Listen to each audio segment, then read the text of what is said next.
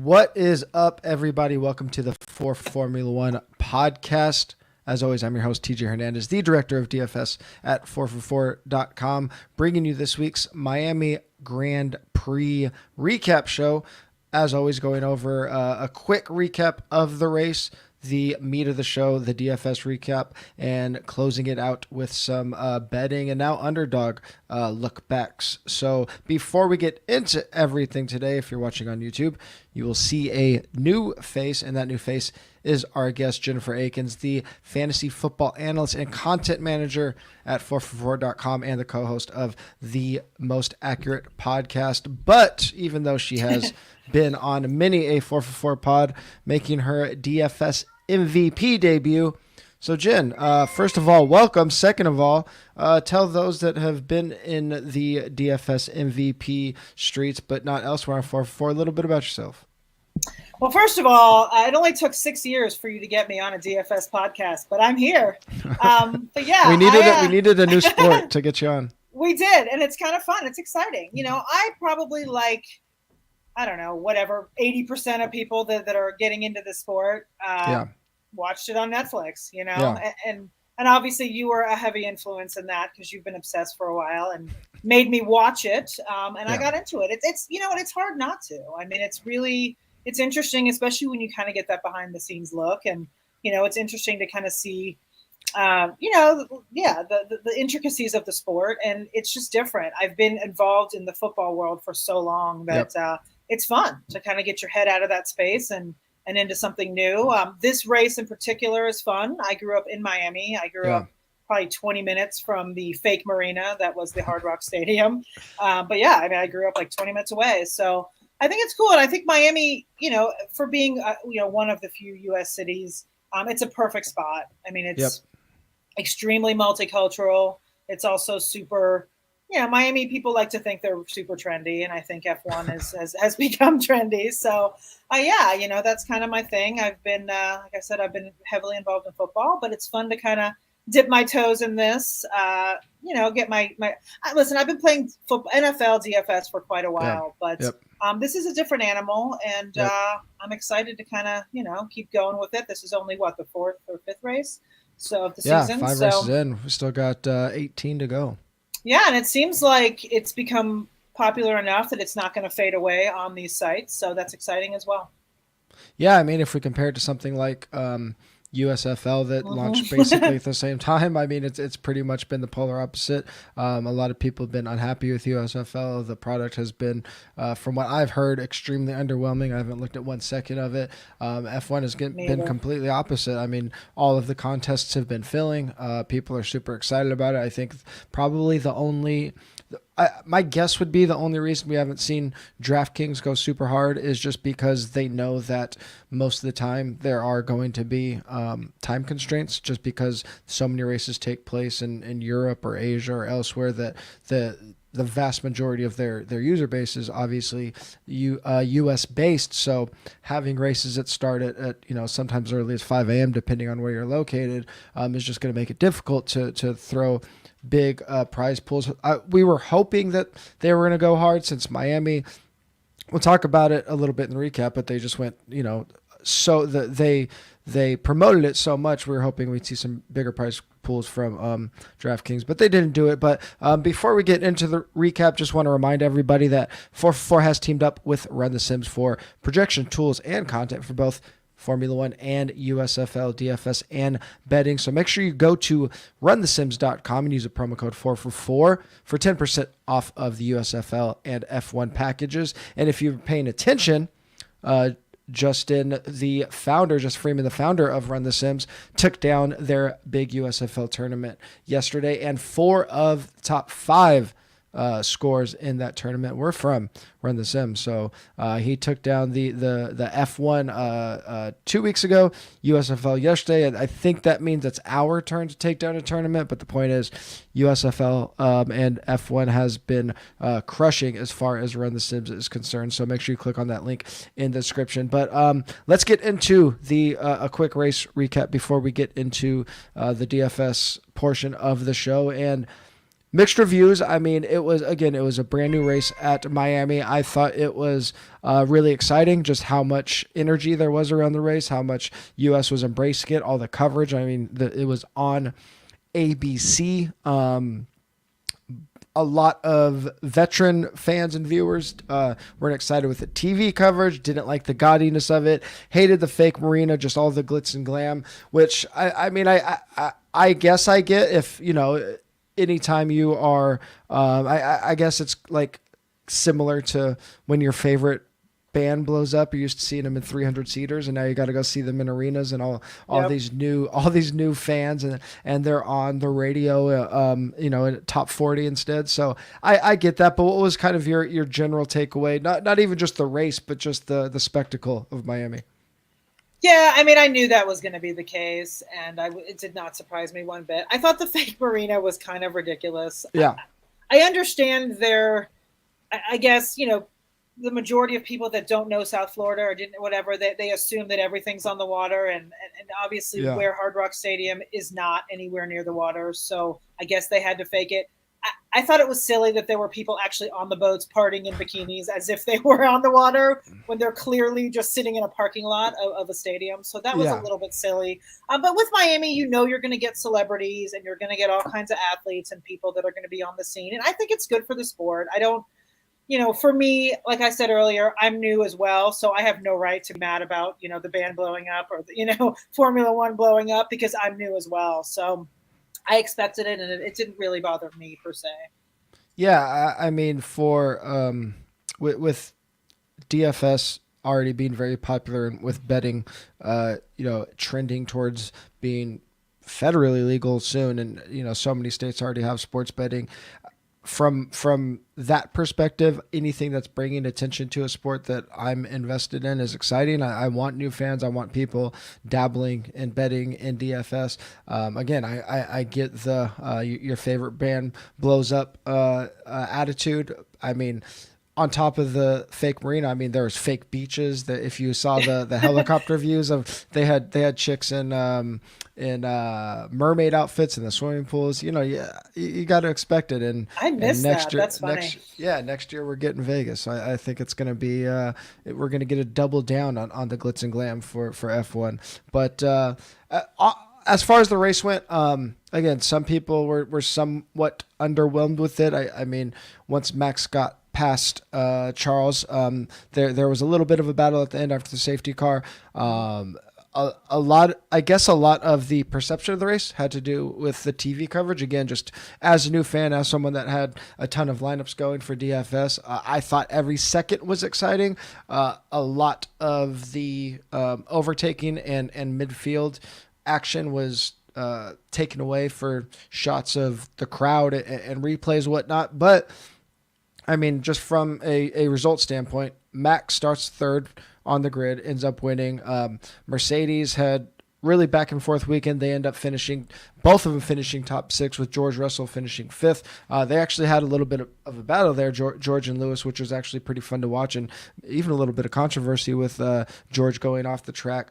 Austin Martin, they were primed to have a really big race, but it was ruined at the before the race even started. Both of their gas was too cold, so that made them start in the pits. Stroll actually recovered and still gets points. That had to do with Fernando Alonso having a penalty. Alpine was about to get double points with Alonso and Esteban Ocon both finishing top 10, but Alonso gets a 5-second penalty, pushes him back to 11th, and Albon storms all the way from 18th to get points, finishing 9th.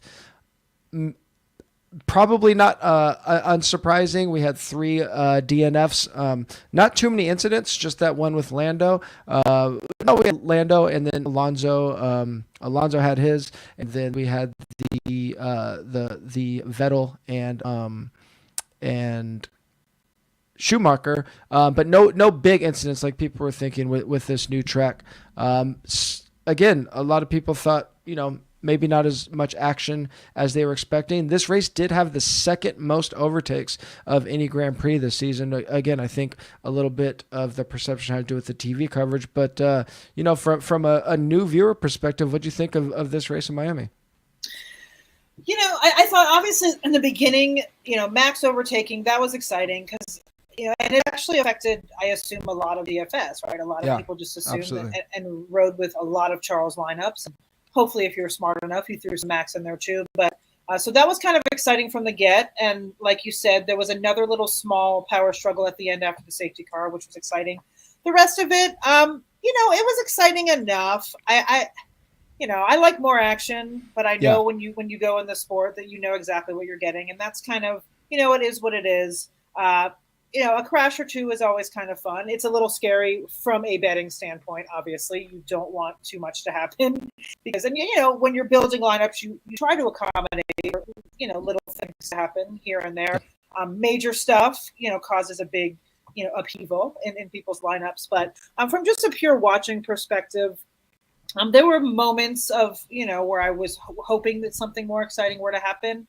But I think when you have that, that lead change in the beginning that actually affects, a major part of the race, that, Yep. that was exciting enough to keep my interest and keep me there. Yeah, I think the thing that we're going to we've kind of harped on it every week, and I think just because it is still such a new sport, especially to daily fantasy and to betting, that it's we did have some action early in the season with Max and Charles up front, but usually the big action is going to come from the midfield, and that's why playing DFS and betting is really fun because you are really tuned in to those midfield battles and even battles in the back.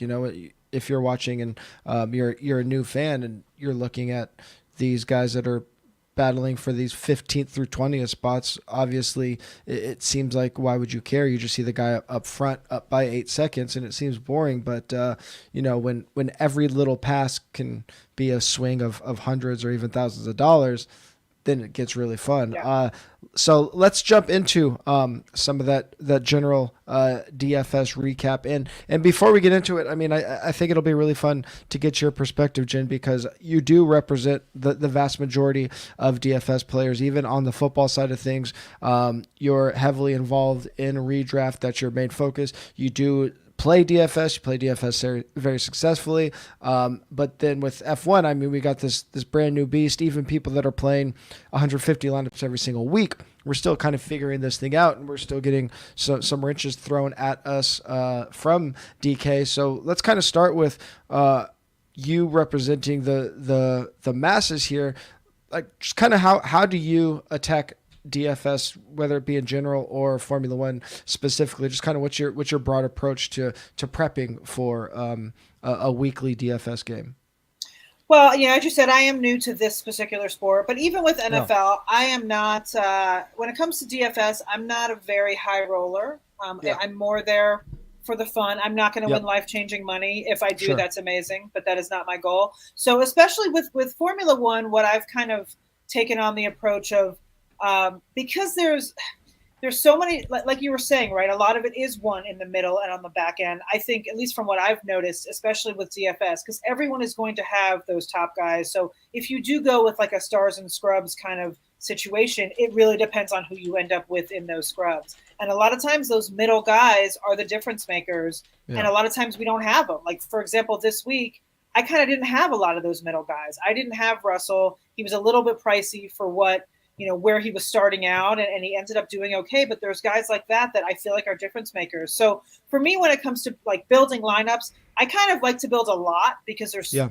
it's yeah. So I'll build a lot and then only enter them in a few lineups. And I find Sure. that kind of makes it, I've been profitable that way. Like I said, I'm not winning life-changing money, but at the same time, like this week, I think I had 10 or 12 lineups, and, I put each one in 2 or 3 contests, and that's it. Yeah.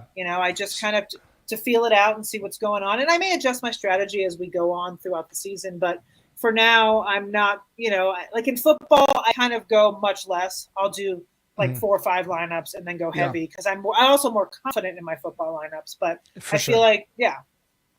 So as someone that's playing smaller stakes, but still, I mean, there's a lot of people that play DFS that aren't building, 10 to 15 lineups. It's Right. still quite a bit. Are you somebody that is like, are you looking for smaller size contests? Just because you are playing, so few lineups compared to the people that are playing the highest volume. Are you looking for smaller dollar lineups so you can play your 15 lineups, say for $15-$30, and still, if it hits, turn it into 2 or 3 grand? Are you playing the biggest contests, or will you throw those into like the main event and hopefully turn your 15-year lineups to throw a couple of those in there and hope to hit 25K? Kind of how are you approaching the game selection things when you're only playing a couple lineups a week?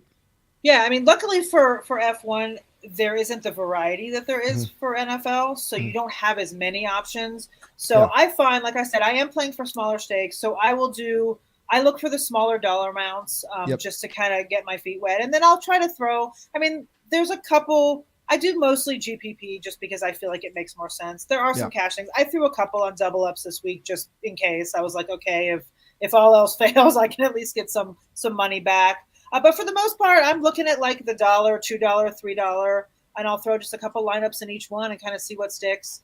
If I'm not feeling as confident in the week, if I didn't have time to do as much research, I may throw a couple in the 50 cent, just to make Yeah. sure I don't go, belly up. But yeah, I mean, for the most part for Formula One, because there isn't as much variety, at least contest, selection is not as, I think, at least from my perspective, it's not as important as it is in NFL. I know Yeah. you preach very much on your contest selection in NFL, and it makes a huge difference. I think in F1, at least at the moment, it's kind of trying to figure out what's going to work as we move forward. Yeah, we don't have a ton of options to choose from. They're only rolling out about 15 featured tournaments a week on DraftKings right now for Formula One. So like the $1, their main $1, it's a 20 max tournament with 9,500 entries, $8,000 prize pool. You could still turn that into 750 depending on the structure. Sometimes it's been $1,000, so you could turn your $1 15 lineups into $1,000. There are some smaller contests. They have a $3 buy-in, which is a 3 max contest with less than 1,200 entries, where the prize pool is 3K. You're only first place is $300, but if you're playing $15-$20 a week, turning that into $300 is nothing to Right. sneeze at. So I mean, there are definitely some some limited options, but I think some people, it's important to note, because some people might just log in and say they only have $15 to play with, and they go after that $125,000 prize pool, but that only lists them one lineup. So it's always pretty interesting to see what other people are doing. So like as far as preparation and building lineups and really narrowing down your player pool, and you are playing, sometimes you're playing one lineup, sometimes you're playing 15. How would you contrast your style to somebody that is playing high volume? And I just mean that in terms of like, one of the toughest things to do is narrow down your playing pool. If you're playing $5, 5 lineups, and are you somebody that is more willing to take some big risks with your lineup? Are you kind of trying to stay afloat and really not damage your bankroll too much, or is it a thing where you're playing for first every week, and if you have some reads where you're going to go pretty hard on some contrarian plays, you're still willing to do that? I think that's where building those extra, 5 to 10 lineups for me comes in, because then I can have that wiggle room to kind of play around and just Yeah, do if randomly, if the top 3 guys crash, in lap 6, then all of a sudden, these random lineups that I've built might, come to fruition. for So sure. that's why I think in F1, from what I've been able to do, I just kind of build an extra few just to build in that crazy what if. Yeah, And then, and by only playing a couple bucks for each one, it's kind of like, okay, I can make it up otherwise with my more stable lineups that we for know sure. are probably going to hit. It's like I just said earlier, it's kind of difficult to, I think that because it's so top heavy as far as the field, I mean, we Yeah, know kind of, you kind of have to do the stars and scrubs in order to get it going, but you have to kind of limit your player pool. Unfortunately, it limits your player pool, yeah, right? Because you're kind of like, okay, I either have, one of like 4 guys at the bottom that I have to use, rotate in and out. I'll do 2 guys this time. I'll do 2 guys that time. yeah. And so sometimes I'll make a couple lineups with none of those guys and just go like all kind of middle, just in case something pans out. Yeah, I mean, no matter what you do in DFS, you're never going to be able to cover all your bases, and Right. if you do try to do that, you're probably going to end up being a losing player because you're just kind of middling all of your action. You mentioned the 50-50s. I do think it is.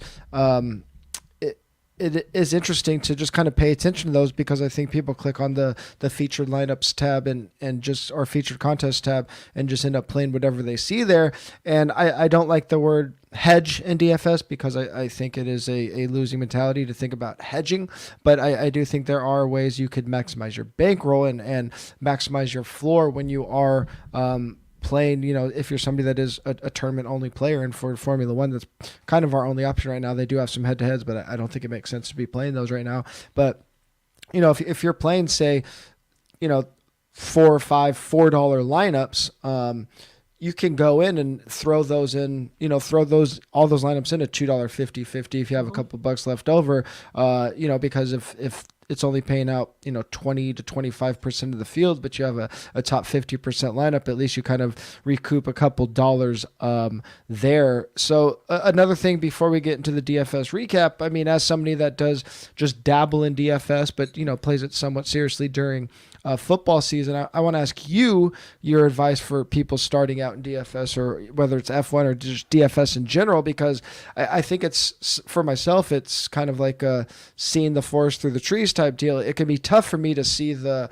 blind spots of somebody that's coming to DFS very green. I mean, there's so many things to me that are second nature that to some people, are foreign concepts. And not to say that I'm that great or anything, but it's just a function of being so deeply involved in it. What would you tell people that are just kind of clicking onto DraftKings for the first time for Formula One? Well, I would say, first of all, to read articles, read stuff that you've written, because there are articles on 4for4 general DFS things. And like you said, you've been around it a long time. You were very entrenched in it, and you have very good advice on just basics. And that's what I did. I mean, when I first started, I talked to you a lot. I've read things that you've written so that you don't go in there blindly, so that Absolutely. you do, make the right choices when it comes to contests, when it comes to what you're doing. Because if you just go in there, I mean, it's like Vegas, right? I mean, it's all, DK, I mean, they're there. They're going to take your money. I mean, you can't just blindly walk in there and make a ton of money. It's just not going to happen. It may happen once, but it's not going to happen again. So I feel like you have to kind of at least understand what you're getting yourself into, and just familiarize yourself with a lot of it. I mean, with F1, I feel like I'm still at that point where I'm trying to familiarize myself. But, learning the sport itself too helps. And DK, it's not just, I know people compare F1 to, say, like a one slate NFL kind of showdown situation. And I guess it is in a way as far as strategy, but the point structure for, at least on DK for F1 is, it plays a factor. I mean, there are specific points for specific things. It's not just, cut and dry like an NFL where you get yards and touchdowns or whatever. So, and those things do come into play. So you have to kind of at least, familiarize yourself with the point structure before you go in there and build lineups. Yeah, the first thing you mentioned was just the basically general DFS theory, and on 4for4 we have a full theory section in our DFS strategy hub that it's centered around football, but it's really just looking at topics like bankroll management, like understanding the lobbies, just like understanding general game theory aspects that can relate to any type of game where you're playing against an opponent, things like that. And that's why I was confident to start a podcast and work with Run the Sims for Formula One, it being a new sport. Obviously, none of us know Formula One nearly as much as those that have watched it for years, those that are involved in Formula One. None of us are going to be good at predicting Formula One outcomes because we don't have that background. But with a solid DFS background, understanding of DFS, we can go into a new game, and Formula One is still very much a new game. We've still only had 5 weeks of it ever, and have an advantage over the field because we understand basic DFS concepts. And that's really what we're trying to drive home here. None of us are claiming to be F1 experts, but we can find these edges in the betting and DFS markets, just understanding what is happening and understanding trends. I think that's important. So let's jump into what we thought was going to work in DFS and what actually worked. And we saw one of the biggest changes we saw all year, really, but that really switched up what we had done for the first 4 races compared to this week in Miami, was the change to the high-priced drivers. DraftKings priced up Max and Charles, and basically just Ferrari and Red Bull in general, to a point where it was not almost impossible. You couldn't afford Max and Charles together with Ferrari, Red Bull as constructor if you used Max or Charles as the captain. So the exciting thing was that it really forced you to really think about your lineups and make a decision. For the first 4 weeks, it was basically how many Max Charles lineups you're going to have with one of them in the captain, and then what are you going to do in the lineups you fade, and are they going to finish for second or are they not? This week, it was so much different. It was, are you going to use them together in the driver position? Are you going to use an alternate captain? I still don't think constructors priced high enough to really consider alternate constructors, at least for a heavy percentage of your builds, but it really forced you to consider how it was going to change your builds. And I don't know if it was an algorithm thing from DraftKings. I don't know if it was because they heard people like myself and Justin clamoring for this. I mean, it is still obviously one of their niche sports. I don't know how much they care about the fine-tuning these nuances, but it did change. So again, I don't know if they're just like their algorithms just counting dupes compared to the field and saying it's too much so it changes, or if they went there and manually changed it. Either way, it changed. So did you notice a pretty big difference building lineups this week? Just like, and I don't want to say muscle memory, because again, we only have 4 race sample size going into it, but you fall into some trends pretty quick and some stylistic things of what you're doing. So how did you feel building without being able to just jam those guys and figure out the rest? It was difficult, and I feel like the product or my profit suffered because, like I said, I had to jam these. I wanted to get Max and Charles in pretty much every lineup, and then I found myself kind of with Latifi and these guys that it was the same ones over and over again, because it was every time I ended up with I had to do a $3,400 guy and a $3,200, and you're just kind of screwed, and you have to change your mentality and try to get in some of those middle guys, because they do make a difference. I feel like, I didn't check out all the winning lineups on the site, but I would assume that having guys that ended up, those middle guys that ended up moving up that I didn't have, probably made a difference. I didn't really have Ocon and Albon in a lot of places because they were tough to fit in, and they ended up, with points. And so I think that, like you said, it's kind of muscle memory. Be like, okay, Charles, Max, Red Bull or Ferrari, and then what? And then you're kind of like you don't have a lot of money left to play with. So I think if they're going to continue to do that, we're going to have to kind of play around and try to adjust.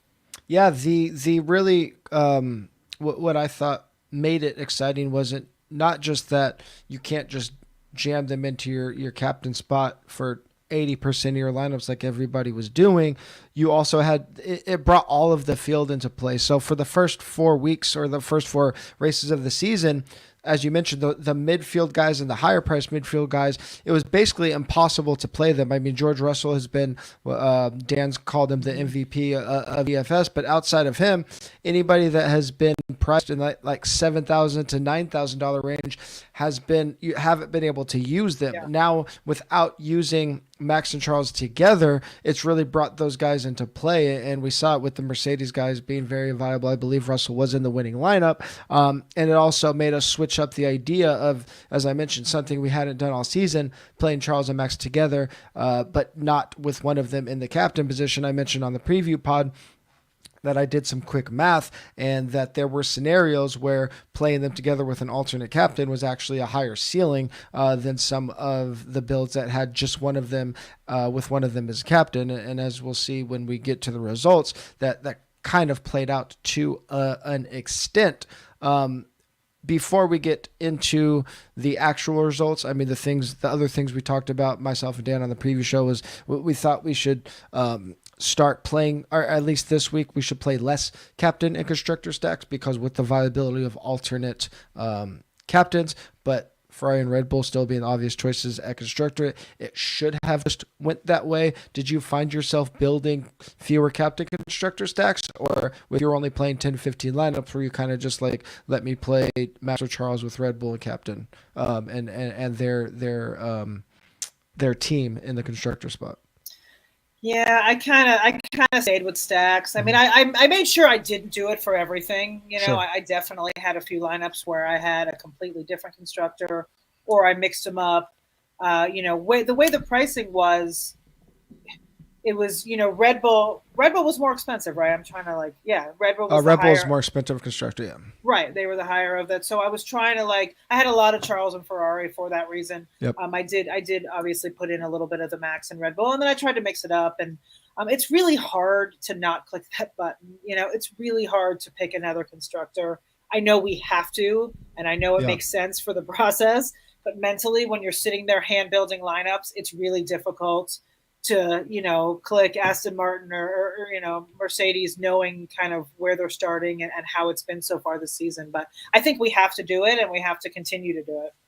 Yeah, the at least this week, the thing we talked about, myself and Dan, was that if you're going to build an alternate captain lineup, it for the most part should have been to get to Max and Charles in your drivers' spots together. It didn't make much sense to have an alternate captain and not play them. Like, there were a couple, I guess you could sprinkle in some Sainz and Sergio captain lineups. And the only reason I was playing other constructors, those were actually captain constructors, because we are going to have random races where somebody random wins. It'll happen once or twice this season, so you want to give yourself a 1 or 2% out. So I had a couple Lewis Mercedes stacks, Russell Mercedes stacks. I think I had a Lando McLaren stack. I had a Valtteri Alfa Romeo stack, but those are very few and far between. But you want to give yourself out. So other things we talked about on the podcast that we wanted to target.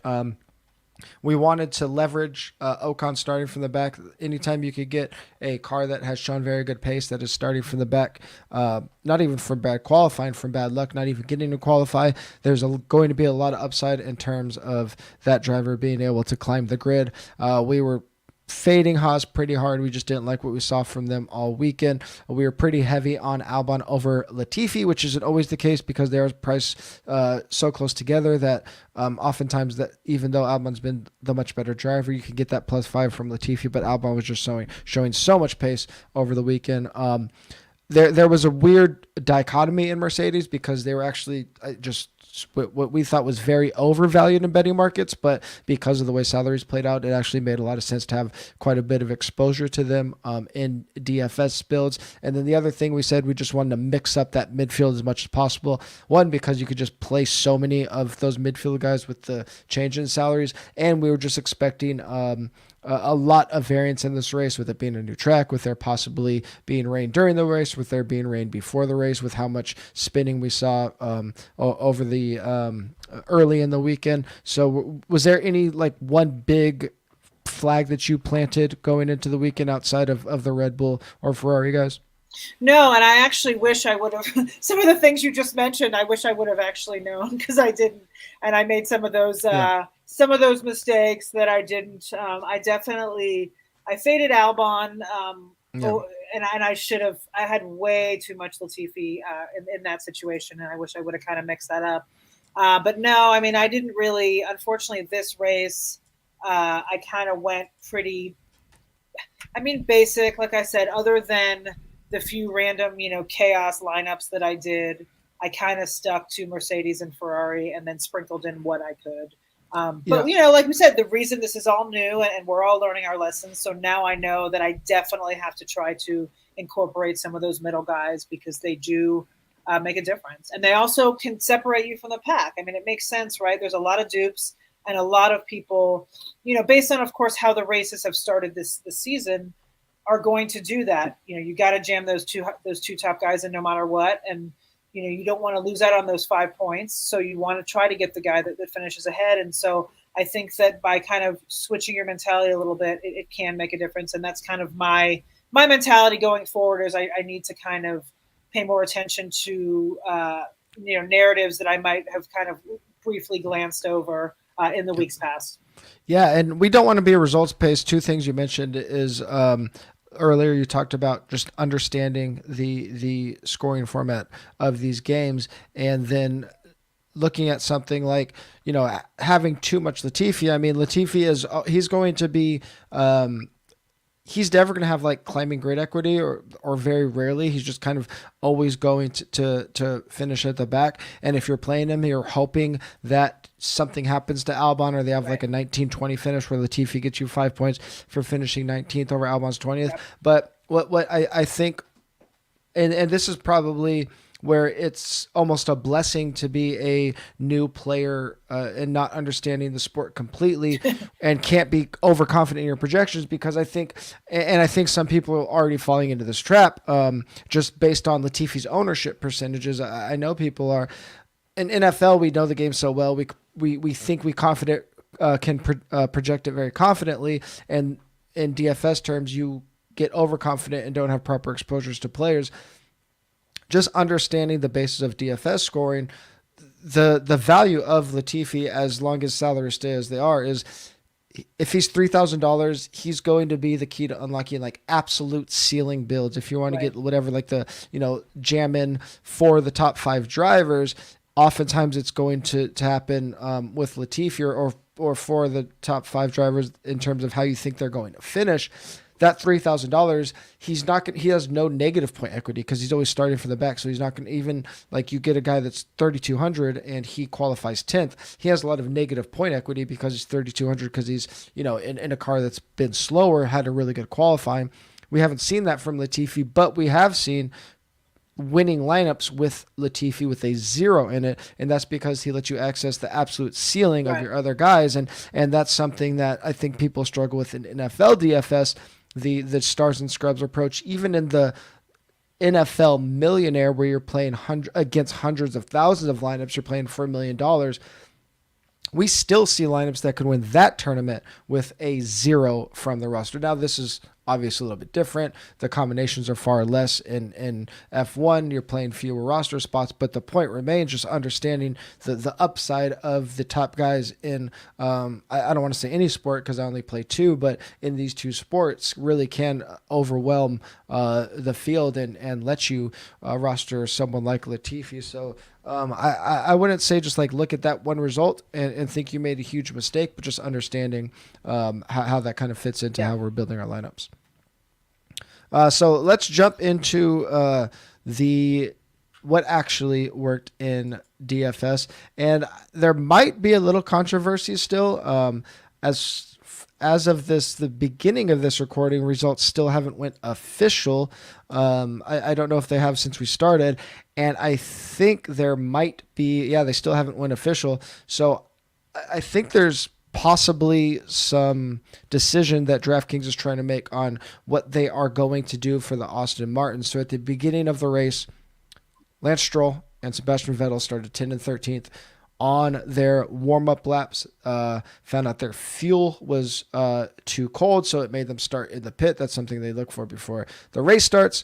So they started in the pit, but as far as DraftKings, the grid was concerned, they were still starting 10th and 13th. I don't know what the official F1 rule is on that, but as far as DraftKings goes, it says that any post-qualifying penalties will be applied to their starting grid position. So there was some confusion as to whether they were officially starting 10th and 13th or 19th and 20th. It isn't super clear right now what DraftKings is going to do with that. So maybe some people that think they have a few less dollars might end up with a couple more. What we've typically seen from the DFS sites, when there is this ambiguity in these scenarios, they'll give the user the benefit of the doubt. They'll typically pay you, like whether you lost, like your buy-in back or something like that. They'll eat the mistake or eat the ambiguity in the rule. TBD for now. The winning lineup yesterday, if we could get that thrown up, if we got Dan to throw that up, was Max Captain, George Russell, Esteban Ocon, Alex Albon, Lance Stroll, who is in the middle of that DK controversy, and Red Bull Constructor. That lineup was chopped 2 ways. That really fit in nicely with what we were talking about on the pod, at least in terms of the low-owned Ocon and leaning into some of that George Russell upside.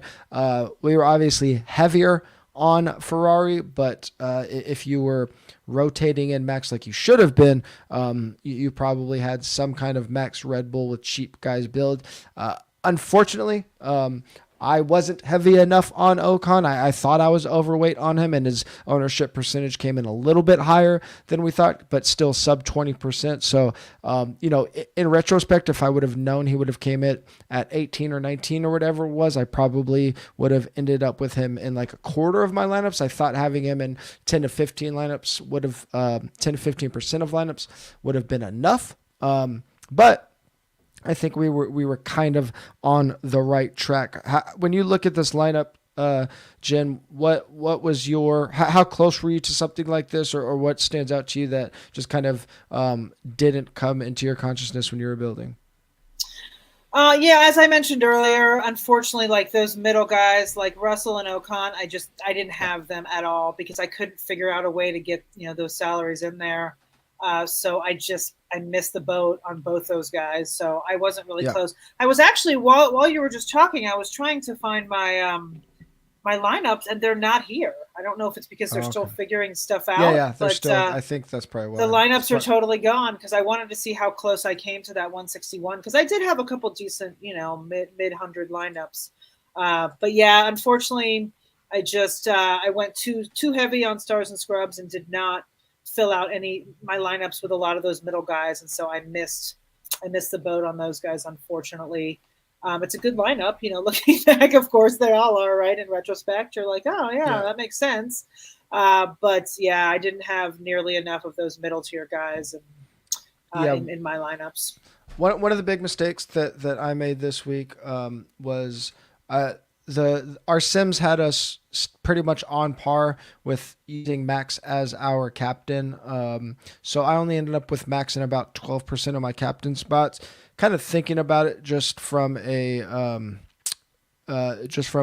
game theory standpoint, I think anytime I didn't think Max would come in this low. I still thought the field would give him some credit. So I was actually trying to be underweight on Max compared to the field. If I knew the field was only going to be at 14% on Max and realize how, in terms of Max in their captain spot, and realize how easy it would have been to be overweight on him, I think I would have been a little more aggressive in number of Max lineups. I thought that the field would be closer to like 20 or 25%, which would have made me had to be like put a third of my Max lineups in captain. So it was just kind of a underweight decision.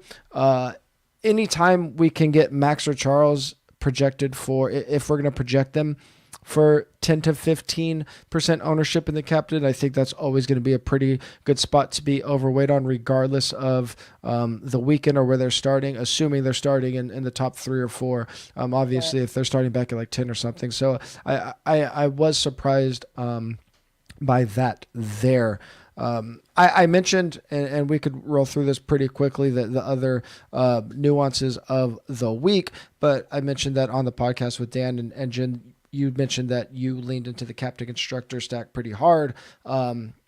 We thought that it should fall off this week in our builds. What we saw this week was 77 of the top 1% teams in the large field GPP. Only 77, and I say only because of the previous weeks, only 77% of the top 1% teams used a captain constructor stack. That's down from 95% over the first 4 weeks. So an 18% drop there. The lineups that cashed, only 76% of them used a captain constructor stack. That was down, I'm sorry, 56. That was down from 70%. So a 20% drop there. Interestingly, and this is why we're talking about DFS theory and looking for these, non-projection edges. It actually increased in the field. So if you were in tune with what was happening, one of the biggest edges that you could have found was to get off of these captain constructors. Obviously, it won the tournament, but 4 of the top 6 lineups didn't have a captain constructor. The field increased by almost 10% in terms of using captain constructor. So understanding these lineup building nuances, thinking about how you're going to change your portfolio. We still had a bunch of them. I think 35% of my lineups had captain constructor, but that was down from like 50% that I've been using every other week. So the field made a huge error. The lineups that did well made that adjustment. So I think looking at things like that is very important. Mm-hmm. The only really other big things that I notice in terms of what changed from the Miami field, again, with the really big changes in salary structure compared to the first 4 weeks, it seems like the viability of leaving $1,000 or more on the table might have went down a little bit. That kind of intuitively makes sense because, again, in the first 4 weeks, it's been like, are you going to play Max and Charles together with one of them at captain, and you're kind of forced to use all of your salary, or are you just going to fade them and then you automatically are leaving like $1,500 on the table? With this, bringing in those midfield guys into play, you're not going all the way up to Max or Charles, but you are gaining a lot of equity by moving up in salary. So this is a lot more analogous to an NFL build where if you're giving up like $1,000 in salary just to go down to like a worse running back for the sake of being different, it doesn't make sense. So if you can get up to a George Russell from a Pierre Gasly, it didn't make sense to fade that just for the sake of leaving salary on the table. Whereas in the past weeks, if you have a Charles or a Max lineup, but you could leave $1,000 on the salary on the table, that made a ton of sense. Not too many other notes on what changed. I think maybe now if salaries stay the same, I think our target cumulative ownership for tournaments should be somewhere in the like 150 to sub 200 range. The top, the winner was at 153% cumulative ownership going into the week. The average for the top 1% of lineups was 211%. And again, that's just because so many good lineups had Max and Charles together. It's harder to do that. So intuitively, the cumulative ownership should drop for lineups that are doing better. Any last thoughts on DFS, Jen? No, I mean, I think that we've covered a lot of it. We covered a lot of the race. I think that, figuring all this stuff out as the season goes on is going to be, paramount for us to kind of figure out. And everyone else is doing the same thing, trying to figure it out and trying to get an edge. But I think because it's new to everyone, it's exciting to kind of get out there and figure it out. Yeah, going into the week, one place we did see action ramp up a little bit was in the betting markets. We saw Dan throw out some pretty funny FanDuel bets that they tried to put out. I don't remember exactly what it was, but they had some matchup bets that didn't even match up with like their odds on the driver, but there was a little more action available both on DraftKings and FanDuel in the Formula One markets. And then Underdog launched their product, which is really exciting because that's a pick'em, and I think that's a really fun game that is a mix of DFS and betting, even if you don't live in a legal betting state that you can play. So did you fire off any good bets this weekend or just any general notes that you've seen from the Formula One betting market so far this year? Yeah, it's interesting. Like you said, Underdog, unfortunately, I do live in a legal betting state, but I cannot play Underdog pick'em. Mm-hmm. So that's a little bit frustrating. But I do like to place bets. And, this week, unfortunately, I got a late start and I didn't place any good bets prior to the race. I did jump on, DK gives really good boosts, profit boosts. Yep. So I jumped on a, mid race boost, and I just grabbed Max as the fastest lap. And, I boosted it up to, I think, plus like 118. And it was about an hour into the race, but it actually helped me in the long run. And yeah. I doubled my money there. So I like those. I usually, they're limited right now on what they offer as far as betting, but it's fun. You can pick on, how many races or how many cars will classified or not. The odds on that were a lot better when the season started. They're getting a little bit to where it doesn't really make sense to bet those anymore. Sure. I hit those a couple times early in the season, but now they're all kind of negative money, so it doesn't really make sense. This week I didn't do too much, but I do like to usually jump in early in the week and get some podium stuff in there because those odds are usually okay, and those are usually, unless something crazy happens, we can kind of get. We can kind of know what's going to happen there. So I did notice, though, that there's some futures that are up, which I think are kind of fun. There's for right now, at least for the F1, world champ, you can still get Charles at plus money. And so I think, I mean, we don't know what's going to happen down the stretch, but no, you got the points leader at plus money. I mean, obviously Max, has won every race that he's started, but but I mean that he's finished. I'm sorry, but if you can get the leader at plus money, I think that's a pretty good bet. As far as underdog went, we had a really good qualifying, 50% profit.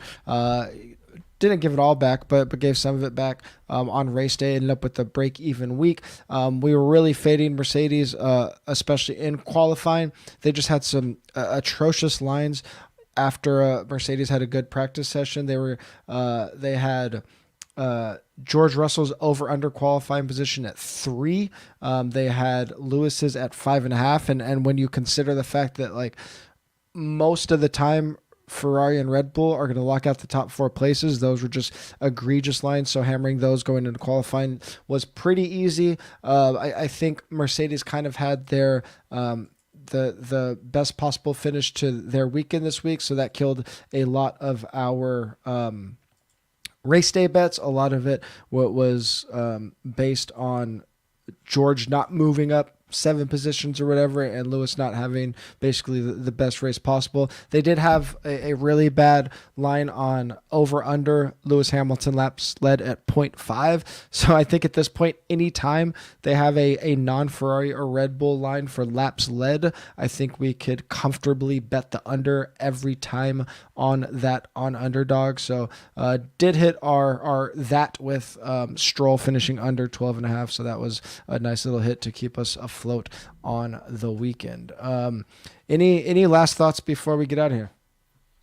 No, I'm excited to finally be here and do this with you, and I'm excited to kind of crank this out, for the rest of the season. And it's a fantastic distraction during the off season. Love it. Yeah, I'm glad you hopped on, because I think you represent the majority of listeners and players, and I know sometimes I could get into the technical weeds a little bit, so it's nice to reel it in a little and talk to you about DFS. We get another weekend off for us to either lick our wounds or to come back as strong as ever and keep winning some cash in 2 weeks with the preview show for the Spanish Grand Prix. That will be back to a Saturday show as usual. Don't forget the Run the Sims deal. Go to runthesims.com and use the promo code 4for4 to get 10% off USFL and Formula One projections, tools, and content. Or you can click on the link in the description. And if you're interested in that underdog action that I was talking about,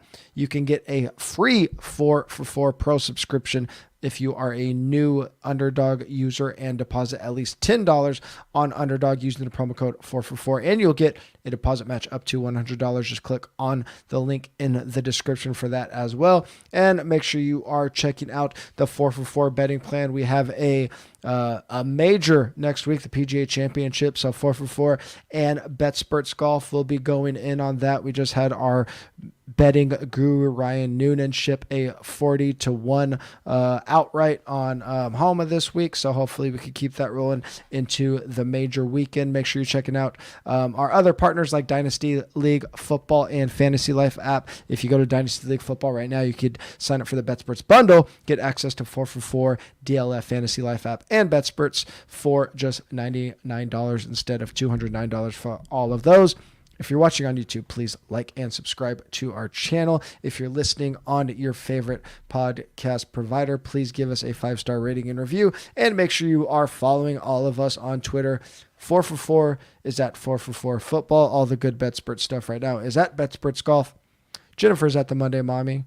Run the Sims is at Run the Sims. I'm at TJ Hernandez. We'll be back in 2 weeks. Talk to you guys later.